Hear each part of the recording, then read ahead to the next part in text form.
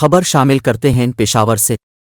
इंसाफ का पैमाना यही रहा तो अवाम सुप्रीम कोर्ट को आग लगा देंगे, एमएल वली खान। अवामी नेशनल पार्टी के सूबाई सदर एमएल वली खान ने कहा है कि इंसाफ का पैमाना यही रहा तो शायद अवाम उसी सुप्रीम कोर्ट को भी आग लगा देंगे।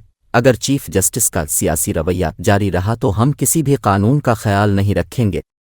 सुप्रीम कोर्ट के फैसले पर रद्द अमल देते हुए एमएल वली खान ने कहा है कि चीफ जस्टिस सुप्रीम कोर्ट के जज नहीं बल्कि इमरान खान के ज़ाती मुलाजिम लग रहे हैं। तारीख में पहली बार देख रहे हैं कि एक मुलजिम को कस्टडी के दौरान रिहाई का परवाना थमा दिया। क्या ये सहूलत पाकिस्तान के हर शहरी को हासिल है? एमएल वली खान ने कहा कि सुप्रीम कोर्ट में लाखों केसेस पड़े हैं, यहाँ लोग मर जाते हैं, इंसाफ मिलना तो दूर की बात तारीख भी नहीं दी जाती। शायद चीफ जस्टिस को रात नींद नहीं आई।